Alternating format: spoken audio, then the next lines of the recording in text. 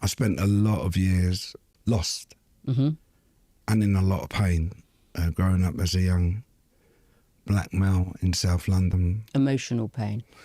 Emotional pain, physical pain. Okay. I was kind of walking about quite invisible, but yet visibly visible. So what I mean is that being a young black male growing up in the 70s, being chased by grown white men wanting to do me harm, me and my friends. I suppose the pain was when I looked out, it was like, why is this world so cruel? It was my grandmother's, my granddad's mother. Okay, your great-grandmother then. Yes, who said to my granddad that he should leave my grandmother because she was too black, too dark. And so my mum learnt that story as well. And she, passed that on to me. I didn't learn. Because you couldn't read or write. Right, I didn't learn. And that was not only in primary school, but when I went to secondary school. And he said, you are aware that this is the best university in the country for social work. So why would you apply for this one? Wow. Anyway, I remember getting out of there and sitting in my car. 4 o'clock and I just sat in the car crying. I went home, got home, went to bed. And then the following day I went back to work and I thought, maybe social work ain't for me. And so I said, I'm going to go and train as a counsellor. And that's where I started back in 2006. Derek, Michaela and I both know how very, very accomplished you are, but it's been one heck of a journey for you.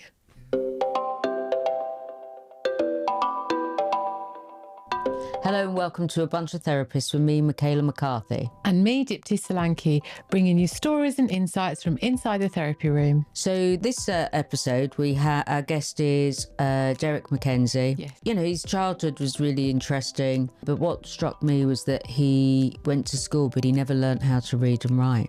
Incredible, considering that now he has a PhD and he's so very, very accomplished. Yeah. And a PhD is hard enough. I mean, for anyone to get. It would be for me because, you have to sit still, I think. So, well done him. Absolutely.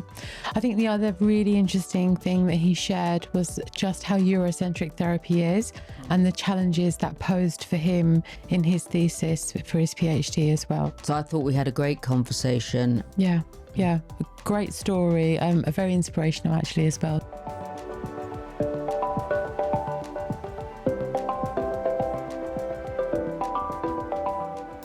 So welcome, Derek, to A Bunch of Therapists. Thanks for coming on and sharing your experience and your story. So do you want to share how you started and how you got into therapy and where it all began, really? So I didn't initially want to be a therapist. I spent a lot of years lost and in a lot of pain growing up as a young black male in South London. Emotional pain? Emotional pain, physical pain. Okay.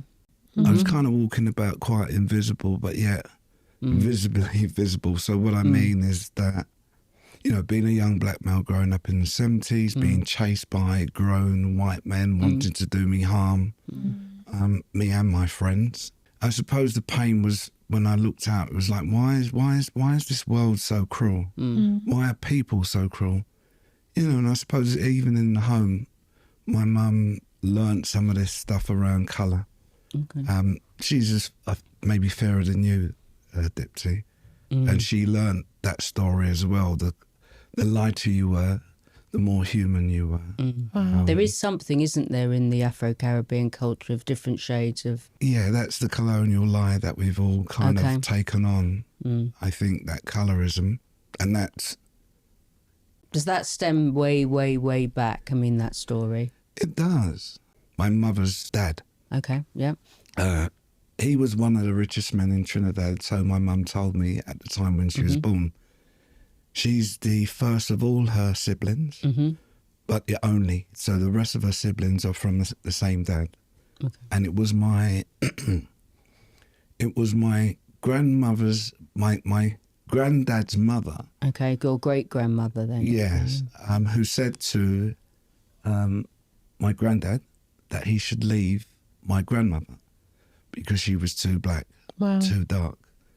And so my mum learnt that story as well. And she, you know, passed that on to me. How did that impact you? I suppose the noise of it all wasn't just coming from in the home. It was coming from within society, within school. And so I didn't have the words to articulate it. I didn't really understand it. So how did all of this racism that you experienced in all of its different forms, how did that impact you growing up, your education, your life chances, all of that stuff? As I said, I carried a lot of pain. I carried a lot of shame that didn't belong to me. Right. You know, I remember as a young kid growing up with my peers, you know, I was bullied when I was younger and I learnt to fight. You know, there's lots of different aspects to, I suppose, my, what do I call it? Disruptive nature. But it's good disruption, as I say. Being bullied when I was younger, I remember being around all my mates and they were all of African descent, Caribbean. And I used to think I was the blackest of them all. I did. And you noticed that yourself? But I wasn't.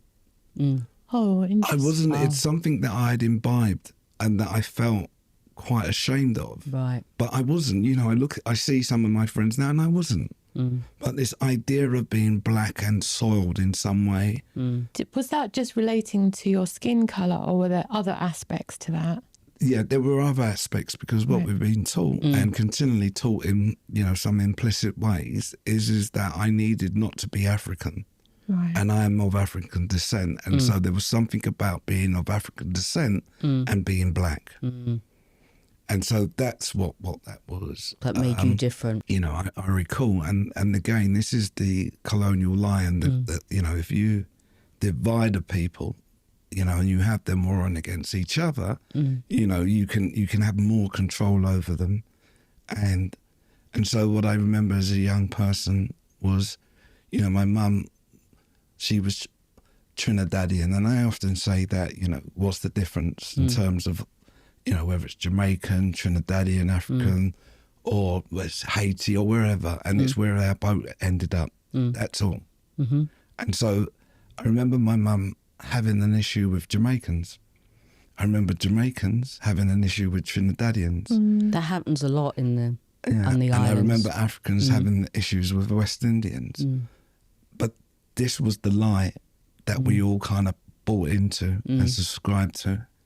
And so for me it was, you know, and back then when you used to watch TV, sitcoms and stuff like that. Well, there was one, Love Thy Neighbour. Yeah.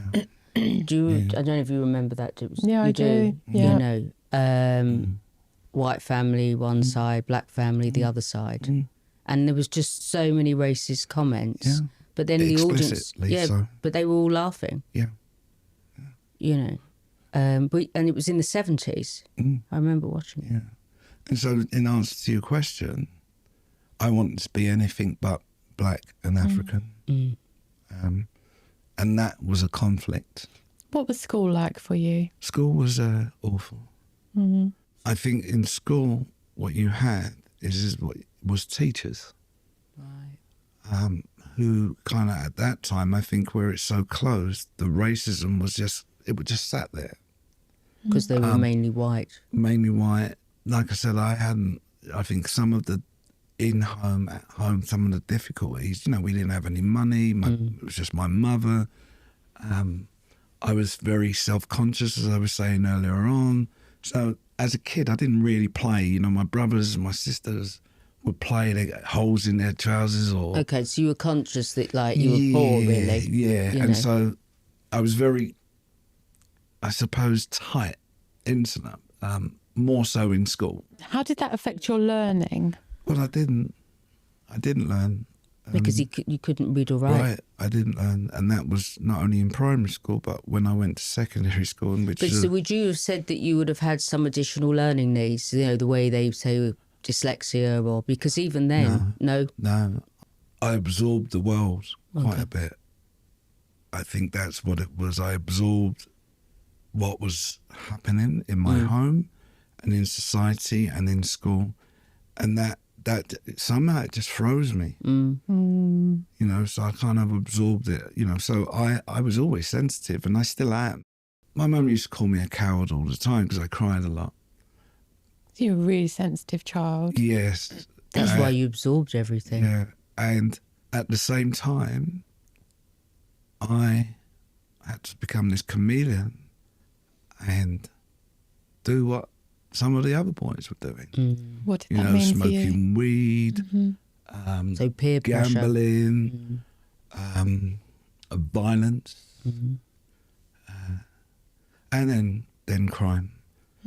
Anyway, by this time we'd moved to Gloucester Grove and wanted sound systems. You know, there was times that, you know, there was a time of like no blacks, no dogs, no Irish. So we couldn't get into clubs or pubs or that white people owned. And so we had to create our own. And we created a sound system.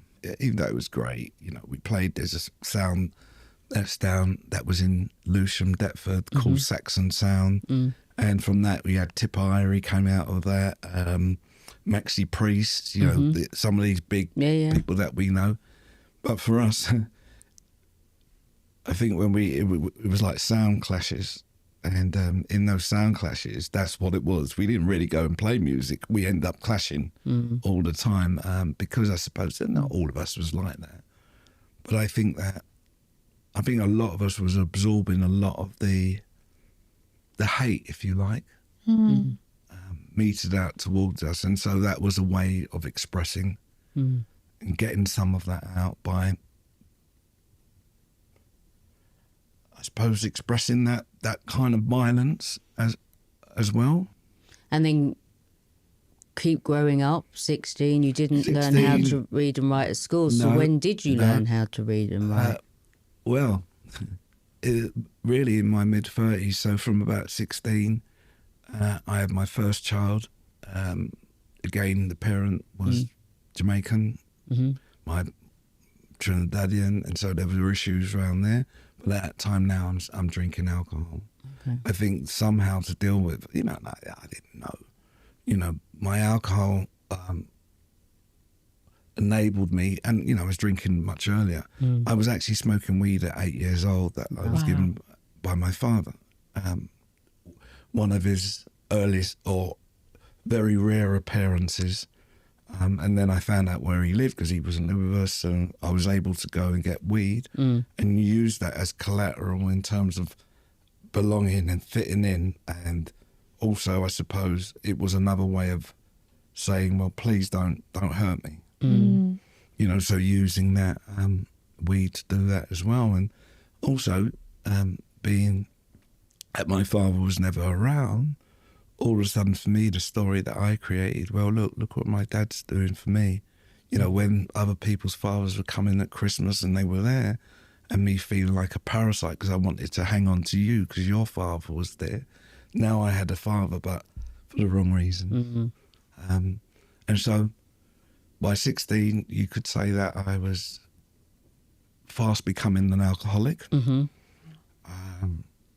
And then it was almost like we woke up one morning because, you know, it was just weed.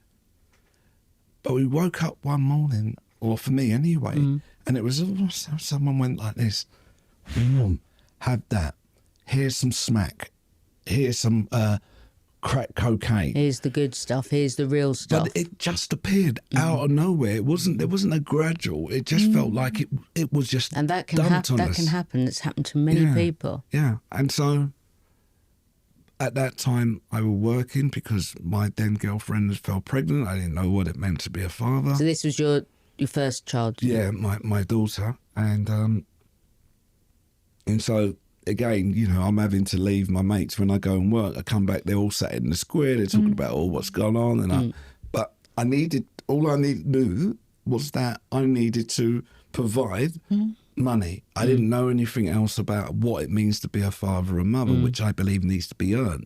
Anyone can have the title father or mother, but you have to earn that. I didn't know how you go about that. If you're enjoying A Bunch of Therapists, why not like, subscribe and share with a friend? And you've worked in social work before?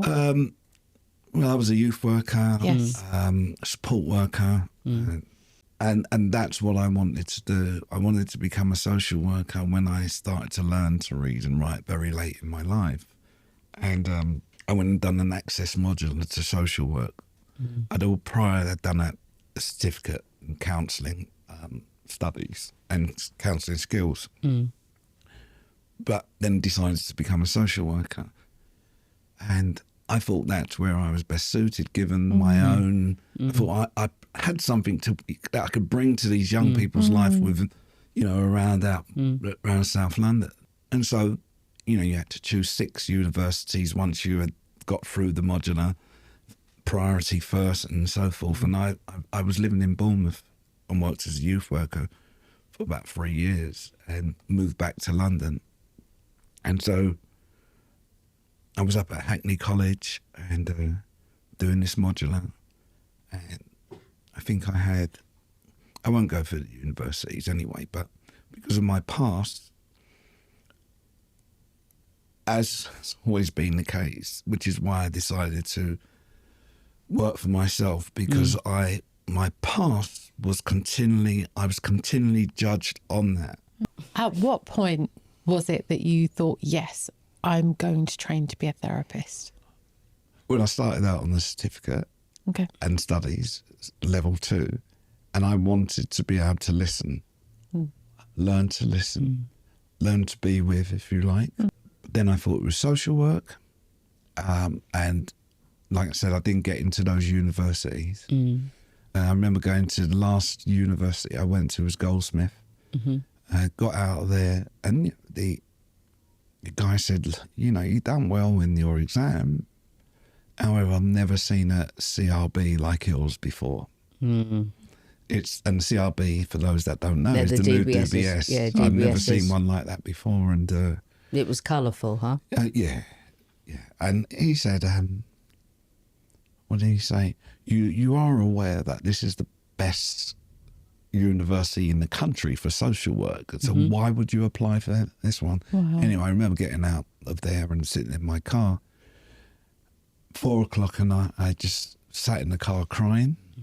I went home, got home, went to bed, and then the following day I went back to work, and I thought maybe social work ain't for me, and so I said I'm going to go and train as a counsellor. And that's where I started, back in 2006. Derek, Michaela and I both know how very, very accomplished you are, but it's been one heck of a journey for you. Yeah. And I suppose I spend a lot of time indoors, right? Since the pandemic, I leave my home 1 day a week to go and do face-to-face. And since the pandemic and the studying for my doctorate, I've just been indoors. And Bit of a hermit. Bit of a hermit, yeah. I get a rash if I'm out too long now. But the thing is, doing a doctorate, it's a big thing. Yeah, so how did you find your research then, if you were to, I was fortunate. And it started with a simple question, believe it or not, and that just took me on a journey. So the giants shoulders we sit on, I asked myself. So this is within the therapy world? Yeah. Freud, Jung, Klein, Winnicott, Rogers, Beck, whoever. When they were writing, when were they writing? What particular time were they writing in and theorising? And that kind of got me thinking, well, hold on. We've not too long come out of slavery. We've not too long come out of colonialism. Where are they speaking about this? And then when I started to look at, concepts such as primitive, barbarian, and cannibals, the people they were attaching that to, it was like a stab, because they were talking about individuals like myself or Aboriginals, and so we just continued to perpetuate that idea of having whiteness or Eurocentrism as the centre. And so, there are authors that's talking about pluriversality rather than universalising whiteness and the white concepts and understanding.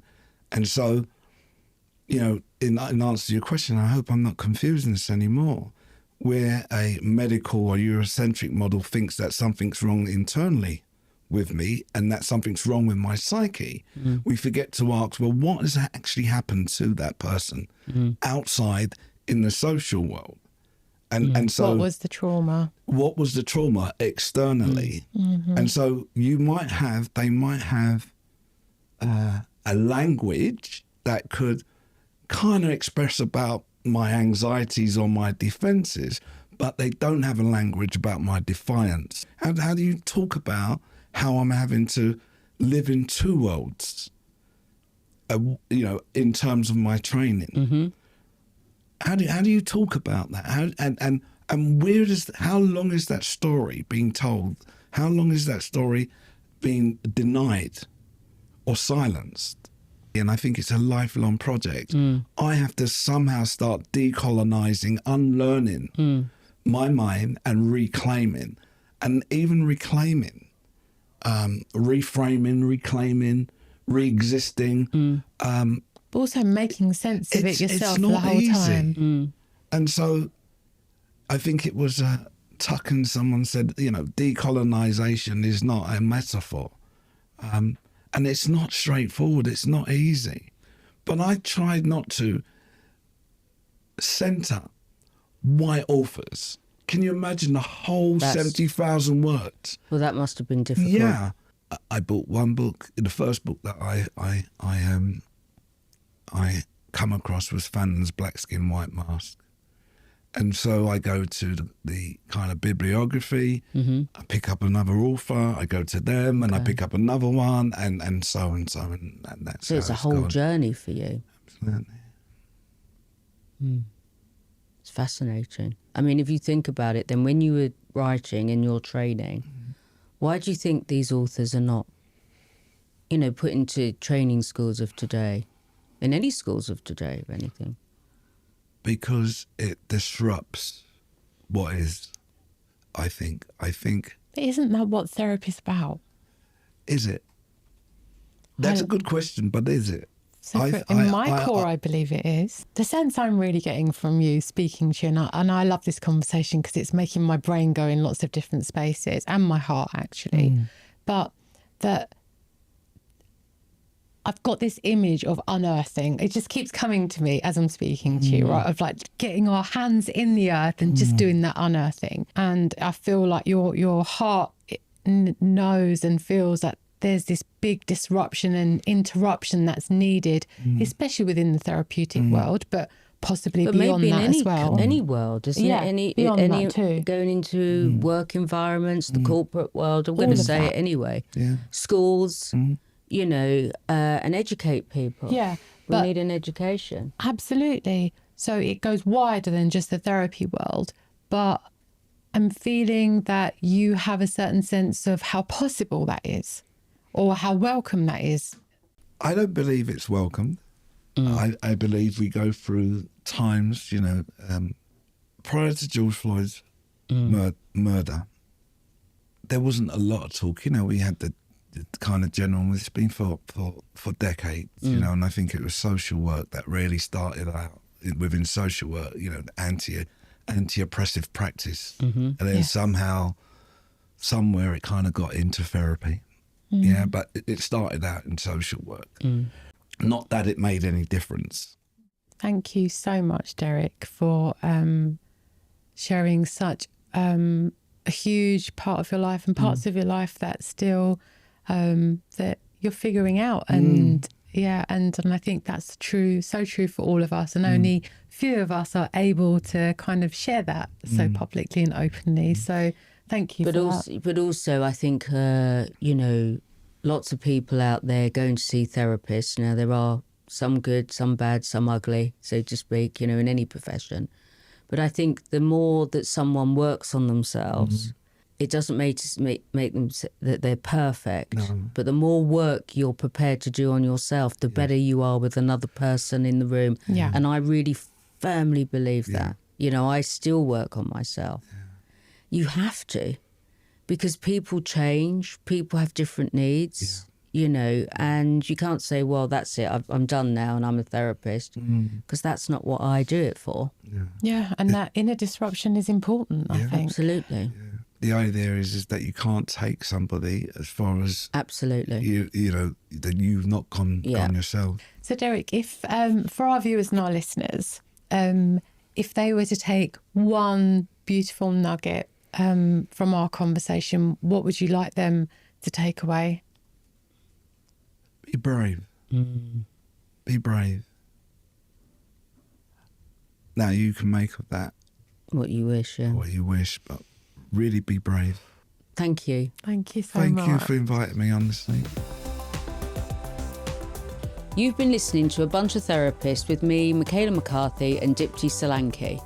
And if you enjoyed this episode, don't forget to review, like and subscribe to wherever you listen to your podcasts. And do follow us on our socials. Until next time, see you soon.